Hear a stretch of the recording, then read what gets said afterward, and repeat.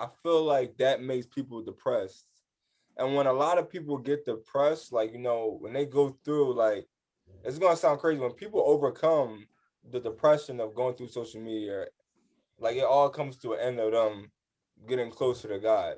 Like, and I want to say, it's like, I'm not saying everybody, but I'm saying, like, from the stories that I've witnessed, like, they've all gotten closer to God. I'm Mckenzie. I've seen that you have gotten closer to God recently. What Yeah. about you, Tommy? Mm. Yeah. I mean, even recently, like Mckenzie, I grew up in the church, grew up Christian. Both parents Christian, two parents in the household, both of them Christian. My dad, he had a crazy life. He got saved when he was 30. My mom saved. So like constant scriptures in my head, constant going to church, grew up around church people. I was in like a Christian bubble, but it was like just part of being like going along with the culture. It wasn't really like a relationship with God. Just recently it became a relationship, and that's made all the difference for me, for sure. I remember you telling me you were living a double life. Yeah, Explain how getting closer to God helped you yeah. overcome that, and explain how you was definitely living a double life. Oh man. So yeah, I mean, shoot, we talk about chasing ghosts, man.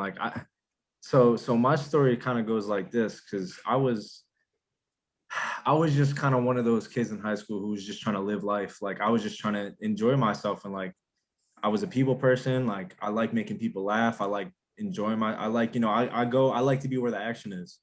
And Right. like most people do, we all like to be around our friends and have fun Yeah. and just do what kids do. So that's what I did. I was just going with the flow. I had my parents at home, like who would never really, they would look out for me and stuff, and they would be trying to, tell me what's up, like every parent does. And I wasn't like a scumbag, but like I was just out kind of like indulging. You put something in front of me, just like we say with the culture, you put something in front of me, I'm gonna taste test it, I'm gonna try it out. And so, I went from basically like a lot of people do, like smoking and drinking and doing all that. I didn't even have my first drink or smoke until like my senior year of high school, really. Um, but once I started, like it just became such like I loved it. Like I just loved it. Like my whole life, me and my friends, like we would basically center our whole hangouts around like who we picking up, how much we getting the eighth, we getting this time. Like, like just like with the boys, like, oh, okay, we gotta find a spot to spark up. And eventually for me, when I was 19, I met my now wife, Karina, and we started dating, and she wasn't really into she wasn't really into like, she wasn't exactly like where she is now spiritually or like, maturely wise, like, but she didn't really like the idea of like being too crazy with the drinks and weed. Like for her, it was more like in moderation. And Okay. so knowing that, like, I was like, okay, I love her. Like, I want to be, with her, definitely. Like, if I had to choose, it'd be her. But um, I didn't really make a choice. I kind of did both. Like, when I was with certain people, I would do this. When I was with my family and with her and with certain friends and around certain people, I would be more like I guess you could say the PG version of me, like the more the more like reserved version, the more Christian version. And when I was with other friends, I was just like, all right, like I was the bull that was like the last man standing at the party. Like I was the heavyweight. I was the dude that was like getting everybody hyped up. And so so that's all, and those things in itself, like, I know a lot of people who's like who are that kind of person. It's not like that was the bad part of it. The part of it that I was lying, like, and I was lying to myself because I was why was I so willing to like have some people that were the closest to me that didn't really know such a big part of who I was? It was because I wasn't like, I knew, like, for example, I knew that if somebody were to say, oh, you really need to smoke. And I'm like, I don't need to smoke. I could stop if I wanted to. You know what I mean? I knew probably couldn't. And maybe in the moment I wasn't thinking that, but the reason I stopped smoking really is because I started getting crazy anxiety out of nowhere. I never was. I was the dude that would just walk down the street with it. And then all of a sudden I started having anxiety. And because I couldn't really do the smoking anymore, I was like, well, I'm still trying to feel something. So I started with the drinking. You know what I mean? Like, And I was drinking basically, I ended up drinking as much as I was smoking. So I would smoke during the day. You know how like you could smoke during the day and still go out throughout your day. You can't really drink during the day unless you're like a alcoholic, which turns out I'm capable, bro. I'm the last man standing, apparently. So I would be, like I told you guys before, I know where every wine and spirit store is from like county to Philly to Upper Bucks County. Like everywhere I go, I would just pull in a couple liters of the same way when people would pull over to roll up or something like that. I'm pulling over. I got like a Wild cup with some Gatorade, and I'm just like sipping, playing, just vibing. Like I would go to class at a Christian college. I would go to class with a drink in my hand, and nobody would know. And if you met me back then, you wouldn't have known either. Like I could hide it. Like it wouldn't have been like, bro, this supposed drawing like alcoholic. You would just been like, yo, he's funny, he's cool. And so yeah, like we're talking now, like you look at us, we're smiling, we're kind of laughing about it. And that I was just living, like I was just doing whatever. And but the thing is, like, that's half the story. Like we said about social media and stuff, you only ever see half the story. Like, and in the background, first of all, I'm killing myself, I'm killing my body. Like, you know what I mean? That alcohol is poison. And it really, like, especially if you're drinking it a lot, like, yeah. I mean, the way that I was, you know, I wasn't drinking like, you know, what's the seltzer drink? I wasn't drinking those. I was drinking like Bacardi, bro. Yeah. I couldn't mess with anything that wasn't strong. So, yeah, not only that, but you know, I'm lying no matter what it is. It could have been anything. It could have been like, anytime you're lying, it's like my dad used to say, how you do anything is how you do everything. I was creating habits, and everybody knows when you're drinking, you're under the influence. You're not the same person. Right. You know, some people say that people are really honest when they're drunk, and I don't necessarily, like, I think that there's some truth to that, but I think it's nuanced, because I think like when you're drunk, like you have a certain like maturity, and like that kind of goes away. Like you kind of bypass that part of you that is like your common sense, and you just kind of go with whatever you feel. You see it, bro. Yeah, you see it, because people be like, dang, why did I do that? You know what I mean? The next day. But yeah, go ahead. My bad. Exactly. Yeah. And so I ended up being in situations that were like just jeopardizing my relationship and things like that. Ended up around certain crowds and certain people that were just like setting me up to fail, calling me my friend, being the ones putting drinks in my face and going along with me. And that same crew, that same person was this one person that basically ended up, after I proposed to my wife, I was engaged. And he basically came out and said like, yo, like, I'm telling everybody about like you and what you do, you know, kind of like just basically went and told everybody in my whole community, everybody I knew, yo, Tommy's this, he's unfaithful, he's drunk, like all this stuff. You know what I mean? And I think at the time, he definitely blew things a little out of proportion, but it's not like I didn't give him something to, like, it was worse than I thought it was, but to what it went to everybody else, it just was like, you know, people were texting my brother-in-law from random numbers being like, yo, Tommy, your brother is a cheater. Your brother's doing this.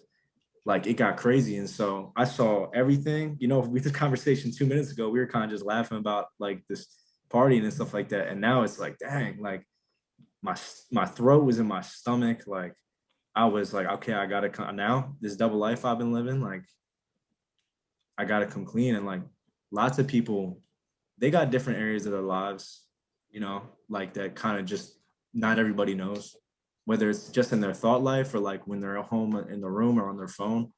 But if you were able to see the damage that some of this stuff can do, if the people that knew, like if the people that it affected knew, I got to see that firsthand. Like I saw the way that my actions hurt my now wife, you know what I mean? And I saw the way that it hurt like my family, and I saw the way that like, you know what I mean? I saw all that and I had to experience it. It was the hardest time of my life, bro. Like, but at the same time, when I was at my lowest point, I had like this crazy peace, like this weight lifted off my shoulders because it was like out, like it was done. Like I had nothing where I thought was gonna come up and backdoor me. Like, you know what I mean? Like I could really turn away from it, you know, because like it was really like a vice for me. Like it was like Mckenzie said, it was bondage. And I created these unhealthy habits to where my body was like craving it all the time. And I was looking for that quick satisfaction.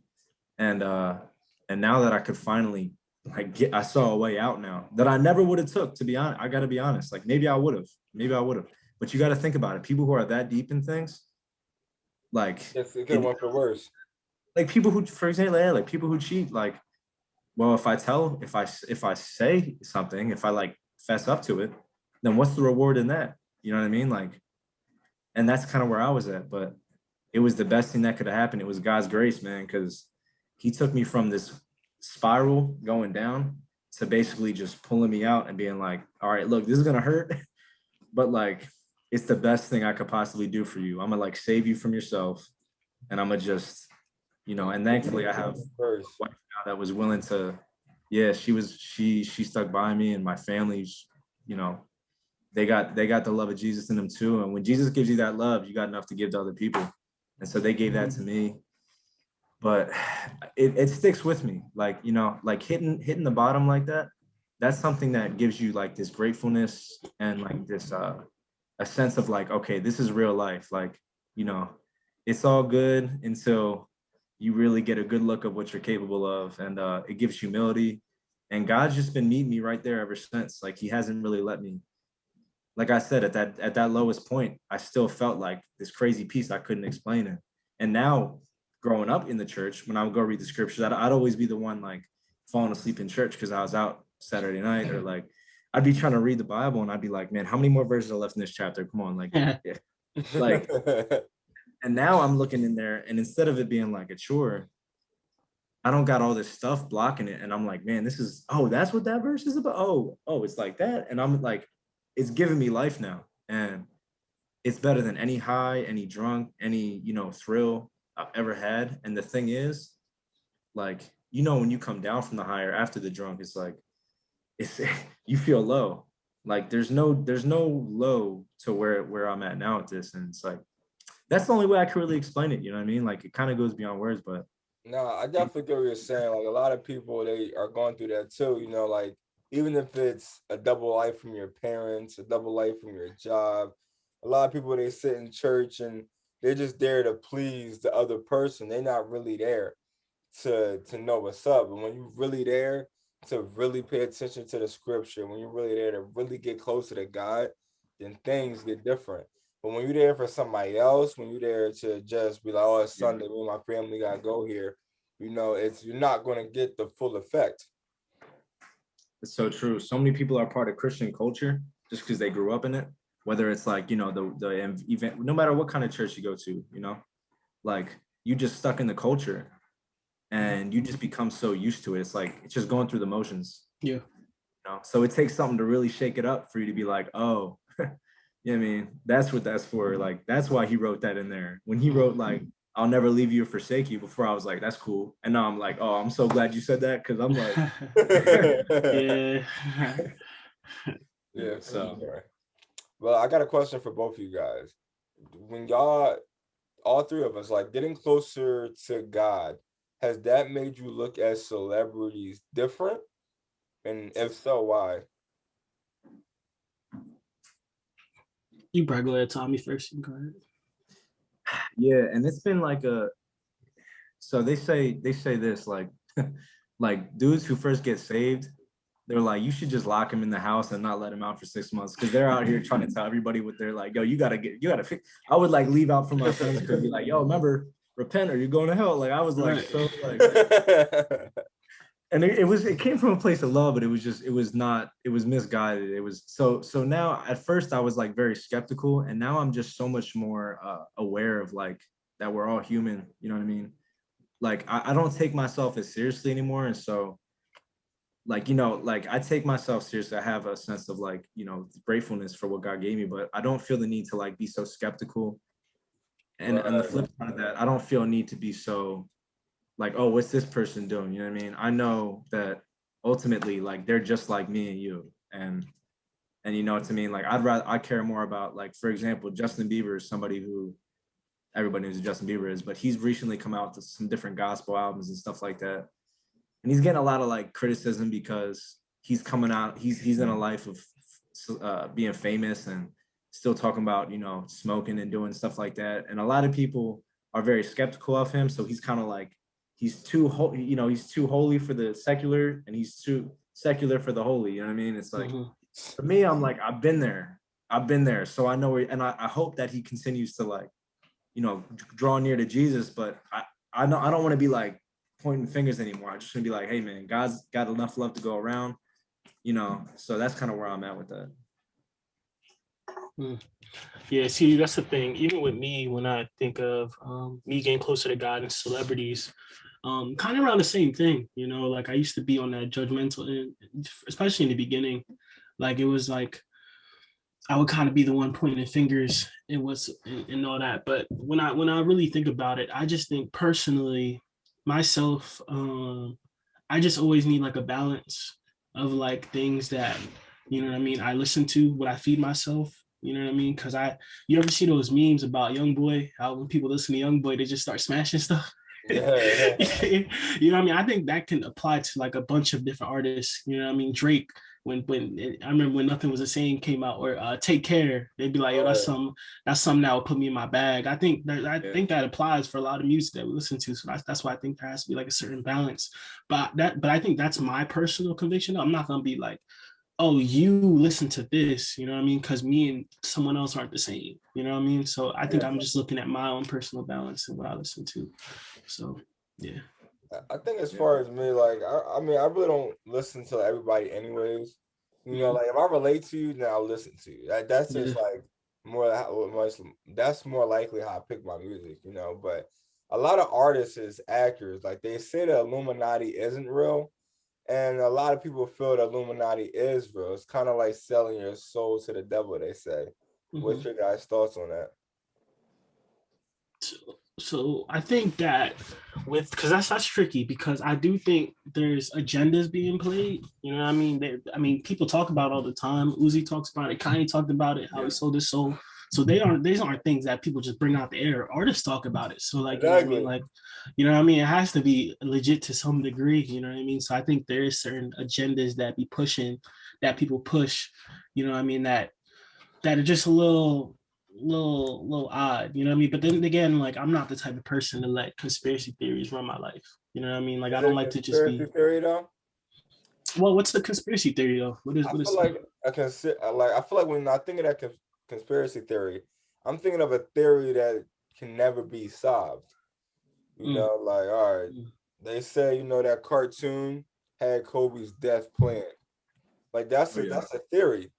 You know what I'm saying? But when I hear so many rappers with the Illuminati, so many rappers throw up the triangle, so many rappers say the numbers, 6, whatever, it's kind of like, is it a theory or is it real at this point? Like at some point we got to question it. Like these rumors came from somewhere. Like it's for so long. These rumors had to come from somewhere. Like eventually, is it true? Is it not true? Yeah. Like talking about conspiracy theories, like some people would binge watch TV shows. I was that dude in the deep depths of like the internet. You know what I mean? Sending videos to other people. Like some people are like, yo, what about this conspiracy? I'm like, yo, bro, that's level 1. I'm on level 10 over here. Like I'm deep. So I know all about that. And like, with Illuminati and stuff, and like that, people talk about, especially the music industry, fame, selling your soul. A lot of people say the only way you can really sustain being famous is if you give something, like, give something to get something. Like, okay, in this case, like your soul, like you need to write music that pushes satanic agendas. And in that case, you will be allowed to continue to make music, like the industry and like the puppeteers behind it and like that kind of things, all the way to government. And I think that, I will be honest, I don't know. What I do know is that if people didn't like it, if it didn't sell, then they wouldn't make it. And like, I feel like as consumers, like we do have a lot of power on like what we do, like spend money on or like put attention on. Right. And I'm not even gonna lie, like I loved Drake, Meek, you know what I mean? Like everybody, like, and I would just play like that type of stuff I would get in my bag. And like now that I have like the Holy Spirit in me, like living, I'm constantly seeking that. if I put that music on, like of people that they might have said, like, yeah, those type of people that we think of, like the Beyoncés, the Jay-Z's, it doesn't really, it doesn't hit the same. And so I feel like the spirit that's in me that I'm trying to feed with like these life-giving things of God, it doesn't really vibe with like a lot of the messages in this music and the messages that society is pushing. And so like it's not lining up. So there is an imbalance there. Like there is some type of other weird like spiritual misalignment that a lot of people in the industry that are famous that are using this weird symbolism, like it doesn't match up with me. So I choose to make my choice to just not consume it, you know. I relate. Like yeah, I mean, and not that even, you know, like every now and then, like let's say like J. Cole drops something. I mean, not that J. Cole's an Illuminati, like I don't know, like, but like I'll listen to it, you know what I mean? I probably just won't, because I love rap, you know what I mean? So I'll listen to it. Like when DMX passed, like I was playing DMX stuff, listening to him. When X passed, I like listened through his stuff just to hear what it was. But it's just like on the day-to-day, it doesn't do the same things it used to do for me. So I'm just not constantly listening to it because I feel like there's the spirit in me doesn't really match up with the spirit in the music. Yeah. Yeah, I can dig that for sure. But speaking of celebrities, though, when y'all going to get Lil Nas X new shoes? They sold out too quick, bro. I couldn't get them. It's called the skating shoes. Yeah, nah, that's Drop a blood in there. Yeah, nah, that's not it. Who's blood? That's my question. Where'd they get the blood from? There's blood on the shoes? In the soles. A drop of blood in each shoe. In the soles, yeah, it's crazy. What? Probably the kids drop from the of who Nike blood? factory. That's what I'm trying to say, bro. I don't know. Oh man, Nike on some stuff. I think Nike tried to sue. I think they tried to sue. I think Nike tried to sue or something like that. Yeah, Nike tried to sue. It wasn't Nike, yeah. Is it do you look at Nike differently, or do you think it's a smart business move? Well, nah, because like for example, I think from what I understood, it's like, you know how you can make customs on Nike.com. I think that's what it was. He made it custom. It wasn't like Nike dropped it. You know what I mean? Like it wasn't people like brought his customs. People bought his customs. Like, I think he only made he made 666 pairs. Oh, man, y'all just peeped that though. What? 666. 666. With the drop of blood. With the drop of blood. Yeah. Oh man. Yeah. He put it right in our faces, bro. Right in our faces, bro. But I think it was to be honest, I think yeah, like it's a smart business move for him because he knew it would get attention. He knew it would cause uproar. Like, you know what I mean? I don't necessarily think that he's like the least intimidating little cowboy I ever seen in my life. Like, I don't really see him as like, oh, this is Satan. I feel like he just knew like it would put him in a spotlight. Like, yeah. And so that's my thoughts on it. But to be honest, I want to know who bought them and what's going on with them. Because if there's blood in them and that kind of stuff, I'm like, you got weird things going on at your crib. Like, what's going on? Like, was those shoes? I need to Google who blood it is. I'm trying to see. I didn't know it's blood in his shoe. That's crazy, you know. Yeah. Bro, but the thing is, like, I think certain things like agendas, man, they're all agendas, bro. Like all specific agendas trying to be pushed out. But the thing is, like, I seen that. It got me hot for a little bit, but then at the same time, I was just like, I feel like, he has such a big platform, but he doesn't use it well. Like, and I'm just gonna go into like a different topic. You know, like I could go into Breonna Taylor, George Floyd, Mike Brown, Trayvon Martin, and now like recently we're talking about Dante Wright. But you hear like Lil Nas X doesn't talk about none of this. Mm-hmm. But you're promoting devil shoes right now. Like it's so much going on in the world right now. And they don't talk about what's going on. I mean, as far as what's going on, like, how do you guys feel about that? Even recently, just Dante Wright. The things on social justice, I think it's huge because I think we react this way, just like rightfully so, because I think that's the image bearer part of us when it says we're made in the image of God. I think since God is a God of justice, we require justice in some type of way. I think that's just the image bearer that is, and we require things we require justice for certain things. And when we see certain things like that, we're just like, whoa, like You know what I mean? How could somebody get sent to jail for, like, for example, like for drugs, 40 years in jail for drugs, but then like somebody accidentally kills somebody with the gun is like, you know what I mean? It's just, I don't see where, and it's crazy because like all these things keep on happening and happening. And it's just like, I don't agree with the looting and stuff because obviously that got us nowhere. People are still dying. People are still following the cops. It's like that didn't really help. I think it gives media another reason to point at Black people, be like, yo, see, these are the problem. Like, trying to make us seem like predators. Like, you don't know how many times you probably feel me on this. Like, it's like, I walk down the street and then somebody white is walking towards me. They cross automatically because it's just like that judgment that either I'm gonna hurt them or something like that, or some type of thing. And it's just like naturally, even when I get pulled over by cops, it's uncomfortable, bro. You got your hand all on the wheel. You making sure you're not making no subtle movements. You on edge, bro. I thought they're supposed to protect us. Like, you know what I mean? Why am I feeling like this towards like a cop? And it's just like constantly. And the thing is, I'm a criminal justice major, bro, and I see this, bro. But there are cops who wear the badge that actually want to protect. In high school, the cop that was in my high school, he actually got me off on tickets. He helped me in all these different types of ways. So there is people out there that does that, but it's just like there's too many. There's too many amongst the few. Like, you know what I mean? That just keeps happening over and over again. Man, like I feel you on that. Like I was just telling, like I'm thinking to myself the other day, like when I see a cop, I'm avoiding them. And at the same time, they're supposed to be who I call when an emergency happens. Like, I don't feel like they're going to protect us. Like the world is so divided. I can't even say that I'm against looting. I'm against rioting. Like because at what point when does the line draw? Like it's not even just a cop getting pulled over, man. Like they're so quick to shoot us. It's like like last summer was crazy. Like last summer, and now it's still happening. Like now, if it's not jogging, like we can't jog, we can't walk, we can't drive. You know what I'm saying? So at one point, it's like when we going to stop? Like when is these cops really going to calm down? And like we can't even reach for our registration without dying.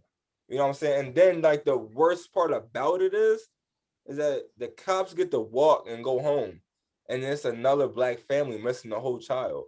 Somebody's burying a son, a father, a brother, and the cop goes back to his family, and then the situation dies down, and then another situation happens. It's like a cycle. And it's like and this has been going on for years. It's like, when does the cycle end? Like George Floyd, the case is about to be over soon. Like I think that they're about to tell the results in a couple of days. But they're trying to say that the cop that put the knee on his neck didn't even kill him. I'm like, bro, 9 minutes on his neck. How's this even going to trial that long? Because if that was a Black person on a white cop's neck, he would have been in jail already. He wouldn't even get bond. You know what I'm saying? So it's kind of like the justice system is so backwards.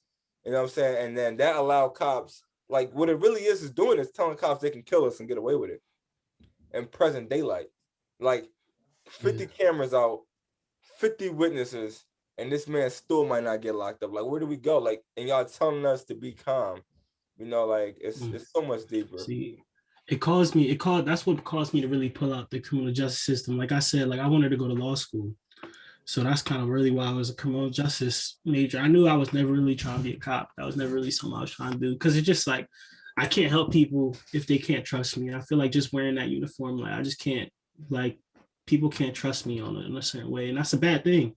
You know what I mean? Like, and I think more, I'm starting to look at this stuff. I'm really starting to think is more of like a sin issue in the terms of the hatred that people have in their hearts for other people of different races. Is like, I'm gonna think about you a certain way because of the color of your skin. And I think that really has to stem from the hatred that's in people's heart. You know what I mean? Like, I don't know how I feel about that, but yeah.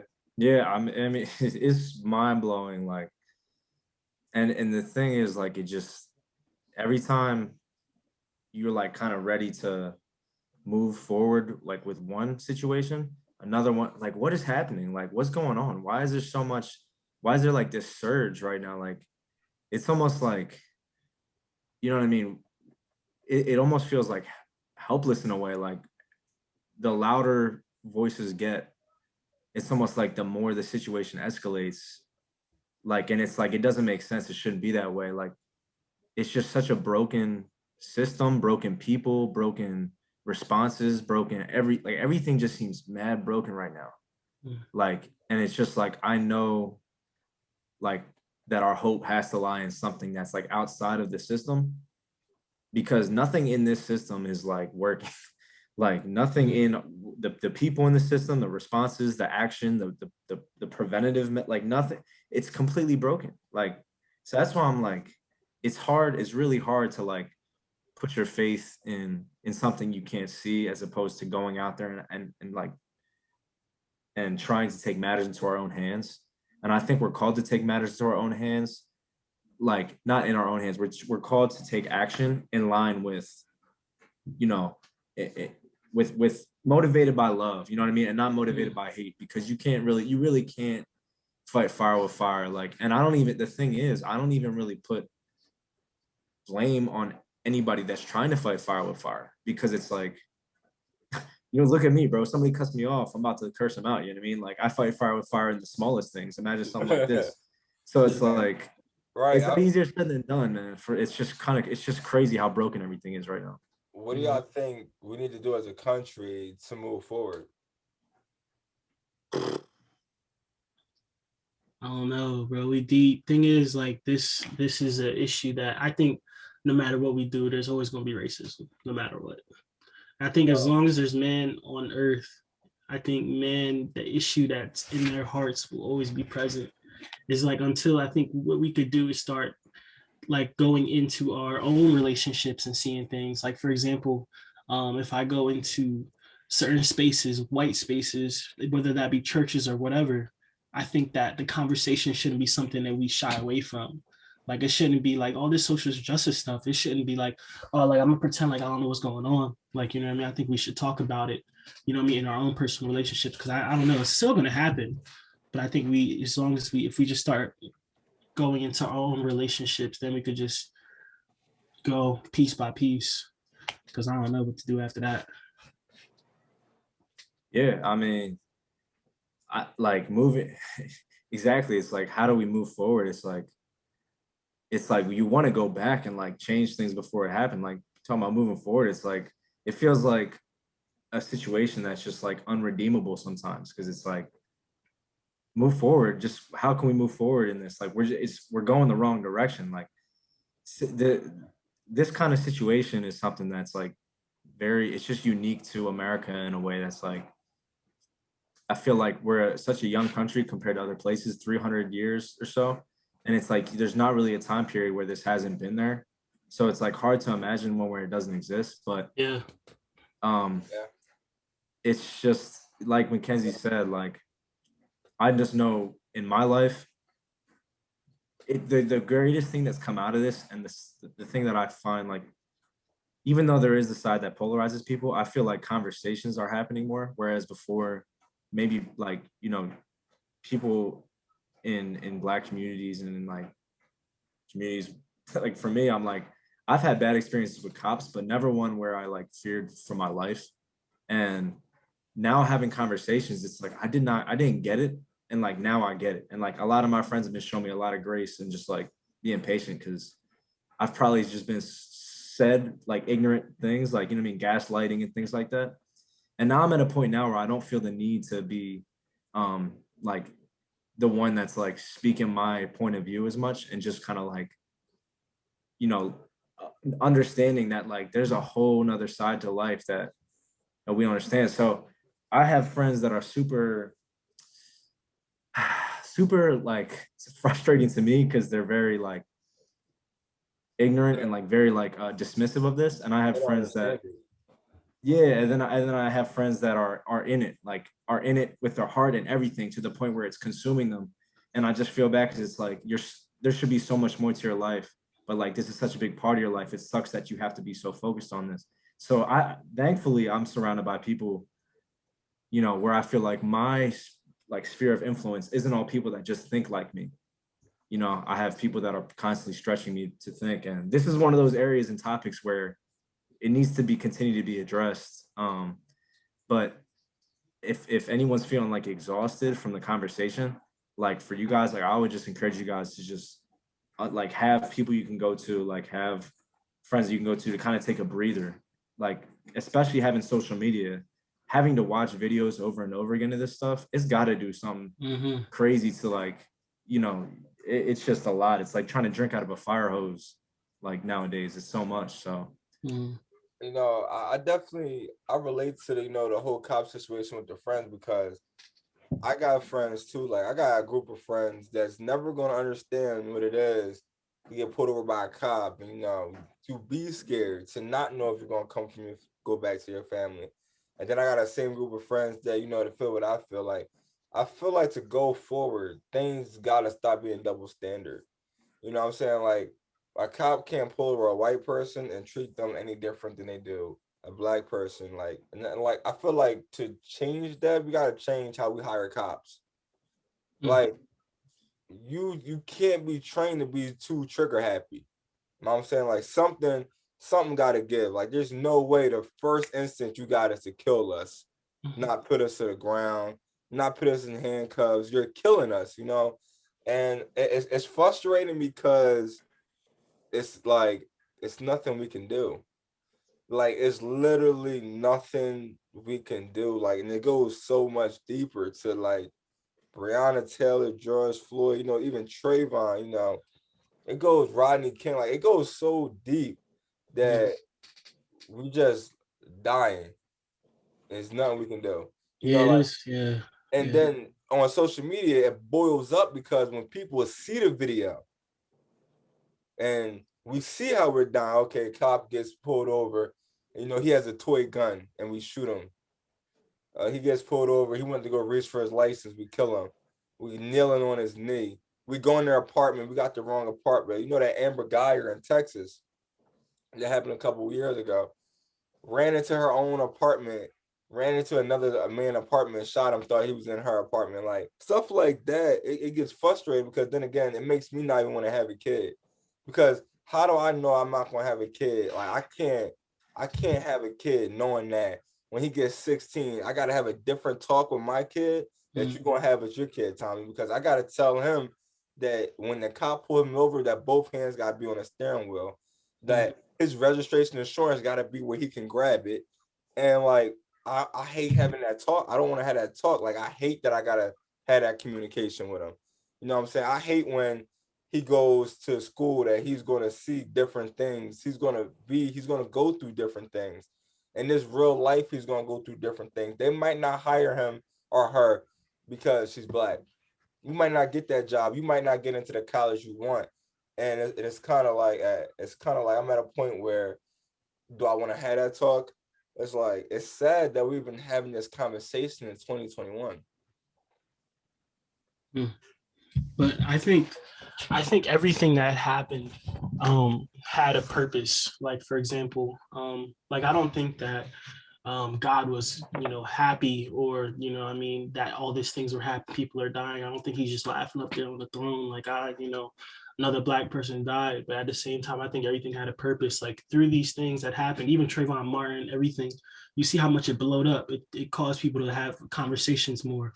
It caused people to actually think about like, yo, this is like a form of, like, I remember, I forgot what it was, but after the George Floyd thing, they started passing all these laws that I thought was always there, like just simple. Like I wish I could remember it right now, but it caused certain things to push. You know what I mean?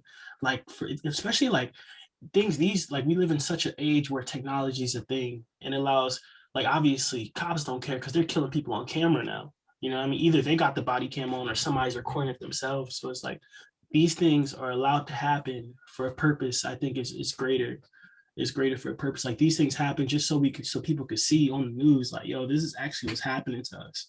You know what I mean? It's not just, oh, we hear it, somebody's just saying it, but it's actually like we see it. So I think everything is for a purpose, Yeah,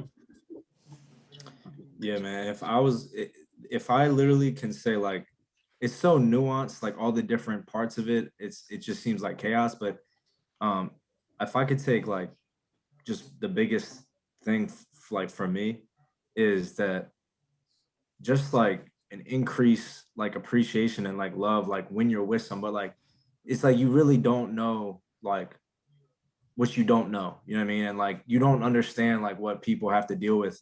And it's like once you just this for me, like, and this opened up in every area of my, like tons of areas of my life. Like you know, there's a point where I'm like, I thought I kind of knew what there was to know. Like I kind of know how things are. And like once you realize that there's such a big gap between like your understanding of things and like the full reality of things, like then you start to kind of just listen more. You start to be more willing to like just be supportive, be like show love, like all these things. Like you start to be okay. There's no neutral here. Like nobody's just like floating. You're either having a negative impact or you're having a positive impact on this earth. Like every interaction with you have with somebody, you have a chance to speak life or speak death. You have a chance to, you mean, take a burden off them or put a burden further on them. Just the presence of a conversation like this alone, no response is a response. So it's like you gotta, it kind of puts it on everybody. And some people are like, well, I don't want that responsibility. I didn't do it. I didn't have nothing to do with it. It's like that, how can you not see that that's a bad look? But it also gives a tremendous opportunity for us to act in love. And yeah, I mean, it's such a double-edged sword. Yeah. But Yeah. You know, I don't know where we go forward, you know, and I can't even say that it's going to stop. Like, I'm sure another situation is going to happen. You know, like, I always feel like cops are supposed to make us feel safe, but I just don't even know how I feel. Like, the overall, the world's just not safe no more. Like, like, you know, that situation just happened at the Philadelphia Mills, you know, like, that's so close to us. Or like any of us could have been at that mall. You know what I'm saying? Any of us could have been on the news. You know, like, and at some point, it's like I feel cops can keep killing us and keep killing us, but eventually we're gonna snap back. And when we snap back, now we're at war. Like now, like now, like in the future, if it keeps going like this, it's going to be a big racial war, because we taking 10 steps back every year. Like cops are killing us and getting away with it. That's basically murder in the court's eyes. Like you basically murdering a loved one, and the honor and the judge is saying, well, you can walk away. But then again, when we go do some small stuff, get caught with weed, we getting like a whole large sentence. We're talking about like a F3 felony type sentence. And they're not even getting half of the stuff. They're not even getting half of the crime they getting. They just getting promoted. They just getting discharged. They get fired, but they still going back to their family. Like losing somebody is so much deeper than you think. Like their son is in the ground for just being black.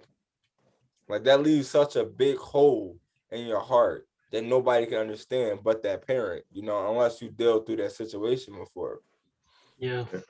Yeah, like it's see, and that's bro, it's like low key, that's kind of or high key, that's kind of sad, bro. Because to see like this race war forming is like it's like it's sad, bro. Because you'll start seeing more people die. I think you know what I mean. If we do go to war like that, obviously it'll give cops some more reason to kill us. You know what I mean? It's not like they don't want to. Obviously, it'll give us some more reason, and I think that you know, like you said, obviously we want justice. Like we just want justice. And like I said, that's the image bearer part of us. And I think, bro, like I'm at the point where it's just like at this point, like I don't know what's going on. I don't know what's going on with the world, but I just leave it in God's hands. Like, cause that's the only person I could trust today. When it comes to everybody being judged, when God judges, when he's on the throne judging, it's a righteous judgment. And he know his vengeance is his, realistically. And that's the I gotta trust in that because it's just like yo, I can't depend on man to give proper judgment. I just can't because obviously we see men do that, and it's just, I see that in the system, bro. Because I'm really glad I grew like I went through the like criminal justice system as far as like learning, and I saw a lot of the corrupt things, and I'm just like, wait, why is it like that? You know, what I mean, I see a lot of things like that, but it's just like, you know, I'm just starting to train myself to just allow God to just handle it, how he's gonna handle it. Cause it's just like, even though I don't know, you know what I mean, doesn't mean that God doesn't know. So like, Yeah, and you know what, man? Like, it's so hard to see past like what's right in front of us, because it's not even like you're trying to look past it. Like, but just to see it and then also see what's beyond it, because it's such a sometimes what's in front of us is so big that like we don't think that it's really hard to see anything but that. But the reality of it is that eternity is a long time, and like when we all pass in the next life, like, we're all going to be accountable for like what we did. You know what I mean?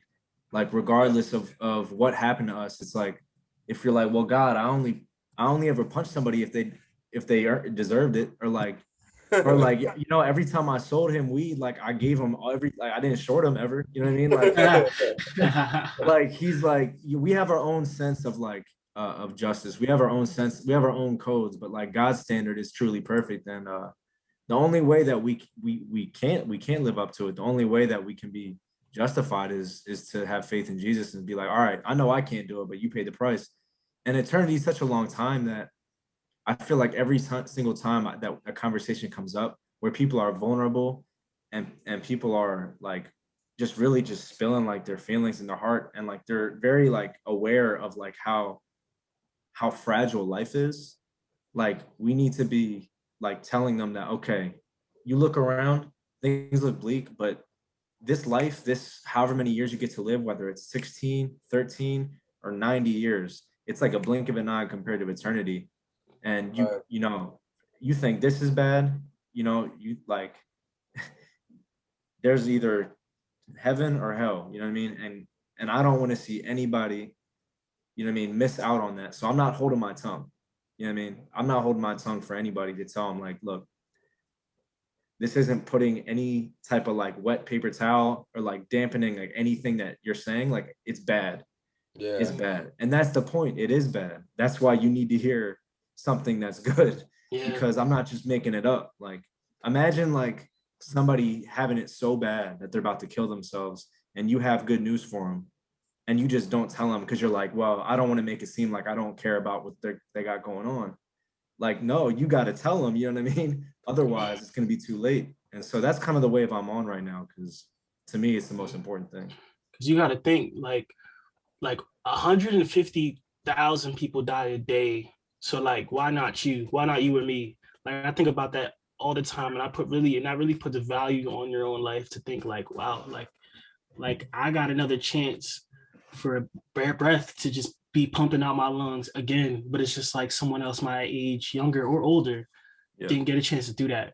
It's like, why? Because there's still purpose in your life. There's still something that you wake up, you know what I mean? There's still purpose for you, something that God put in you, you know what I mean? He might still be working on you, still might be rough around the edges, because that was me. Like, you know what I mean? I was rough around the edges. And then, you know what I mean? I could have been struck down years ago. I don't know where I would have been, but like, you know what I mean? There's still purpose. So like let's say put more value on your life, seeing like, you know what I mean, seeing it in that perspective is what I'm trying to build right now. Nah, I feel you. I see the world like that too. Like every day I wake up, I always try to go to max.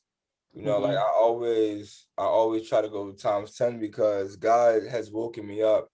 Like every day I open my eyes is just a blessing to keep going forward, keep working, even if it's on my podcast, even if it's just chilling with my girl, if it's just chilling with my family.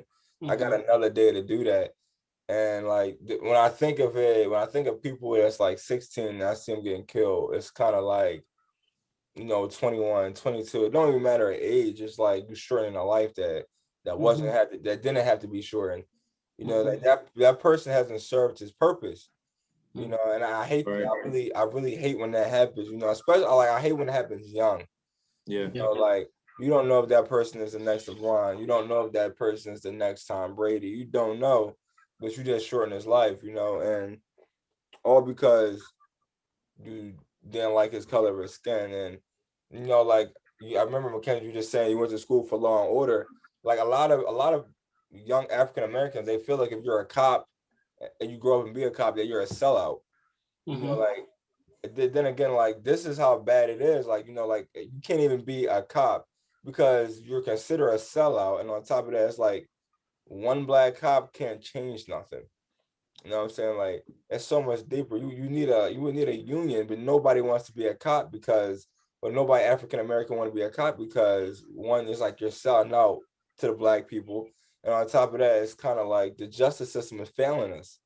You know, and it's failing us huge. You know, in all boards, like all boards. You know, if it's cops killing, if it's just locking us up over petty stuff, it's like if it's tickets, they're getting us any way they can get us.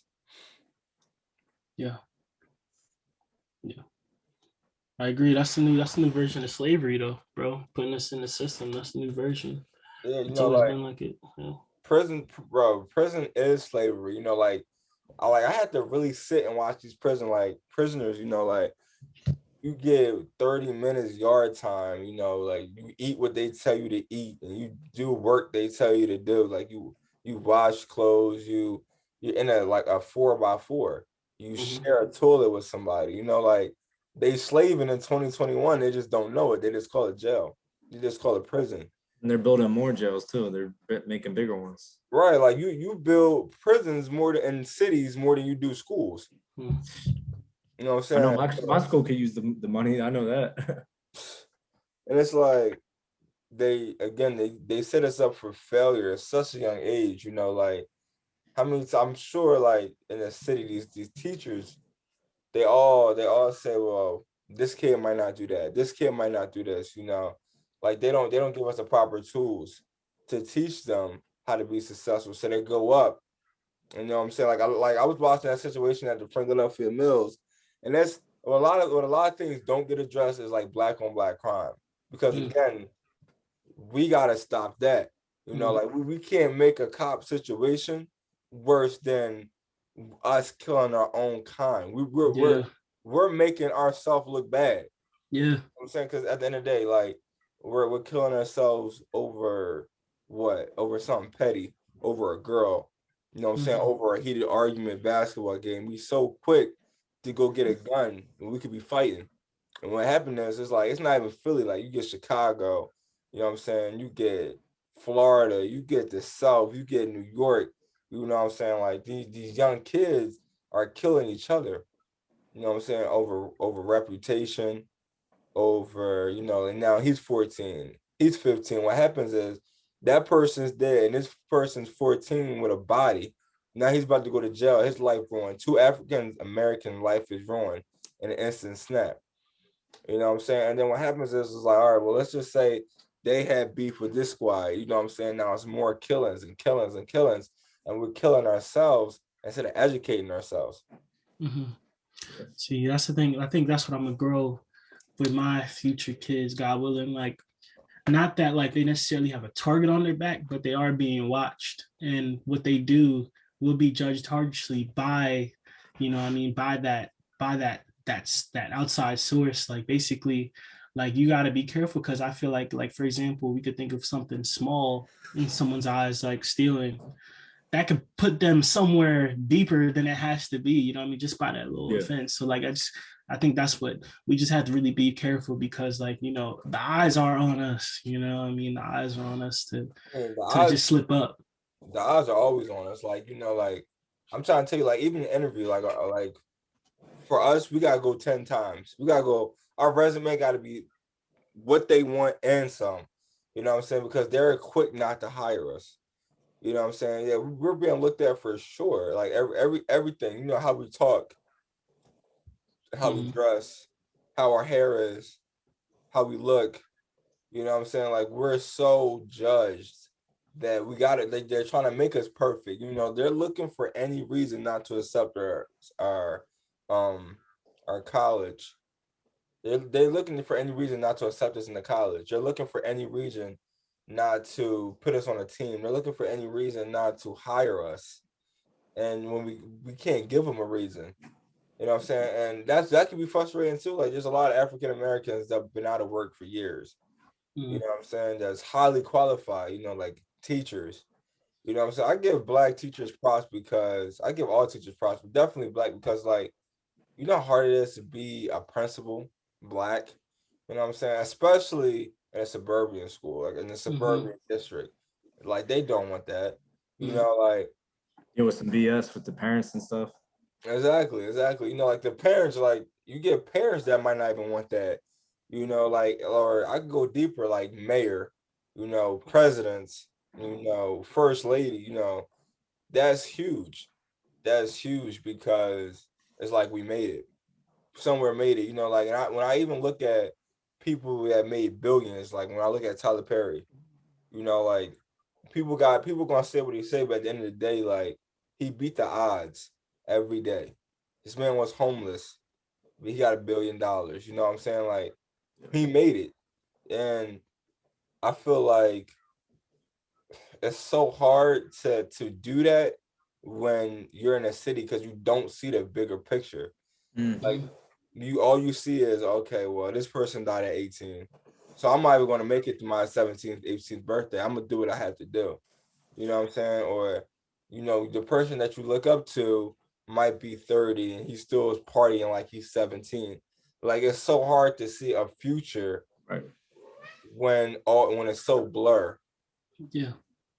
Yeah. I mean, like I said, like role models, people who you see does it. It means a lot. Like, with the lack of like, I feel like from my end, like I see so many people compartmentalize.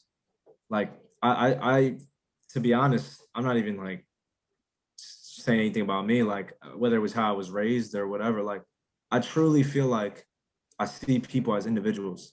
Like I don't really, you know what I mean? Like Yeah. because personally, I think I've been humbled, you know what I mean, enough times to know like I know what like I said, I know what I'm capable of, you know what I mean? Like I know how much grace I've been given. I know like I should be, you know, and as a believer, like one of our core, you know what I mean, things is like somebody asks me how I'm doing, I'll be like, I'm better than I deserve. I know that's for sure. Like, Yeah.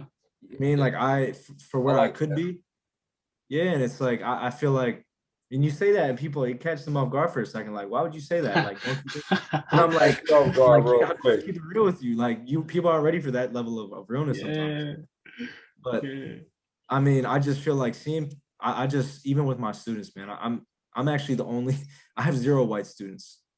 I'm like the only white dude in the room every time, and And they bang with you hard, bro. I like that. I know the students. Yeah, some of they them they're bang with like, you "You're not." hard. They'll be telling me I'm not white. You're not even white. You know what? But the fact that you have that connection, Yeah, like that's huge. it's huge. That's huge because you know, like that goes such a long way because that tells maybe one African American in your class that you know all whites, you know, aren't Mm-hmm. how they portray to be on social media. You know, Yeah. even if it's just one, and I think that's definitely huge. That's huge. Yeah, I mean, I just like, for example, right now, like I never was a respecter of like titles. Like someone's like, oh, like, you know, and this is something that's this is, I'm not even promoting saying this is the right thing, but like people who would always insist on like, call me, oh, I'm a doctor, call me doctor, like, oh, I'm professor. I'm like, I almost don't want to. Like, I just, I just respect you as a human being. Like, if you're trying to put extra respect on your name by saying you're a doctor, like, that's cool. That's cool that you did that. You know what I mean? But like, for example, like every one of my students, I feel like I can learn just as much from them as they can learn from me. Because there was a couple people in my apartment complex here. They're just they're like Northeast. I don't know if you know any people from Northeast. Northeast white people are different kind of racist. Like and they're like, oh, you know, you could really go down there and teach those kids something. Like, you know, it's because they're teaching something they don't know. Like acting like I'm going. You know what I mean? Like I'm going down there to teach. You know, children. I'm not going down there to teach. You know, they like to say like urban children or black children. I'm going down there to teach kids, high school students, young men, young women, like just like I was, you know what I mean? And fully understanding like, yeah, we all come from different paths, but I like to see people as individuals, not put them in some pre like determined compartmentalization. Like you don't know, you know what I mean? Like for you, example, for you, Mckenzie, anybody, a cop pulls you over, they don't know that you guys are like grinding every day trying to make your own business. They don't know that you guys like are having very intelligent conversations all the time. They don't know you guys like have families. You guys looking out for people like your young, you know, watching your nephew, all these things like that. And they just put you in some type of compartmentalization. I'm like, I can't imagine doing that. Like, that's like the dumbest thing you could ever do, because they could learn something from you if they just sit down and talk with you that they would never find out on their own. So that's kind of how I like to treat people. Just everyone's an individual with a different story to tell. Yeah. You know, like I said, you can't be treating people. I was just having a conversation with a person today. Like, you can't be treating people with double standard. You know what I'm saying? We all got to treat people equally, you know? And when I say that, I'm saying that because you can't treat him differently because he's black and this person is white. You can't treat him differently because it's a she and he's a he. Like, I feel like double standards are definitely a big role in the country today. Yeah. Yeah. But I don't know what the world gonna have in store for us. You know, we're gonna see what happens in 10 years. But I'm gonna wrap it up with one question. I do got one more question. What's your goals for the rest of before the year is over? One goal. What's up? Give me one goal. My goal, bro, is to just improve my relationship with God, seriously, because and I think if by me doing that, everything else will fall into place. So I don't really gotta worry about, like, obviously I got a podcast I'm working on. I'm starting graduate school. I'm doing all these things, but I think prioritizing my relationship with God would lead me into all those other sub areas that that I'm working on too. So it's just working on my relationship with God. I can dig that. What about you, Tom? Yeah. For me, like, and honestly, that's kind of always like that always is the bar setter right there, is like my relationship with God. But just consistency. I just want to be the most consistent person I know, you know, whether it's like in any area of my life or like behind closed doors. You know what I mean? I don't want to be I want to be somebody who's basically like just consistent, you know what I mean? Like Derrick Rose faced the same in any game situation. I want to be the Derrick Rose of my own life. Like, Yeah. Yeah, Derrick Rose a goal. I definitely feel that. I think one goal for me is, you know, definitely staying clear with my mental health. You know, like mental health is huge. Huge. And like it mode like it could break me. You know, any moment can break me. You know, and the fact that I wake up every day with a strong mental health and I'm able to do what I got to do. I think like a strong mental health is what I definitely want to work on, getting it stronger. You know, how can I improve growing as a person? You know, if it's even if it's just my mind, like I'm always I always had like this method, like I'm always right. Nobody else is right but me, you know, like, and now I take a different approach. Like, let me listen to this person. Let me try this, do that. I'm me always too, trying man. to grow as a person. Like, oh, I think of myself as like a stem. And by years, I'm just getting my stem bigger and bigger and bigger, you know, full of knowledge. You know, if I listen to this person, I'm not saying I listen to everybody, but I take in the knowledge like a sponge. And I figure out what can I do for this and how can I get bigger and this and this and that. And I just try to put it together and see where it goes. That's my goal, is really is just to keep growing. You know, like growing as a person, growing as a mentor, growing as a big brother, growing as a son, growing as a friend, as a boyfriend. Like I'm trying to Yeah. get better at all aspects of the game. Respect. Yeah, man. Respect Yeah, that. mental health is important, man. Like, definitely, it helps to have a good support system too. Yeah, People, I you do. know, yeah, I definitely got going. that's what's up. Well, there you have it. We definitely gonna have to wrap this up so we can get focused on our goals. Shout out to Mckenzie and Tommy for coming on my podcast. But most importantly, yo, shout out to them for just everything they do in the community. You know, you were teaching, Mckenzie was teaching the youth about God. You know, like the youth is so important. And y'all are on the right track because the youth is the future. Mm-hmm. You know what I'm saying? So Sir. grabbing them young, you know, even when they say you're not white, that's cool because you just taught one person, a whole class to one person. It's like what you can change. And Mckenzie, even when you like a lot of young people don't know how to get close to the guy, and when you can teach them that, and when they got somebody, you know, like that's not a parent, they got somebody that's like a big brother, that's huge. Because a lot of people don't listen to their parents. They want to listen to somebody that they see as cool. You know what I'm saying? So Yeah, because it's just like a lot of Yeah. people, they get into spaces where they can't ask certain questions about things, or it's not like a safe spot. You know what I mean? So I kind of just want to create this space where it's just like we could talk about the hard things. We could talk about homosexuality, sin, because I struggle with certain things in my life, like drugs, girls, sex, all this other stuff, you know what I mean, which I'm transparent about and I could be open about it with other people. I like that. I like that. Bro, go definitely follow their IG. Well, Tommy has no social media, guys. Nope. No. Catch me in the streets. Nope. I'm in the streets, baby. The only way you're gonna find him is you're gonna need a yellow book and you have to search up his name. You feel me? Yeah. Go follow I'm off the Mckenzie.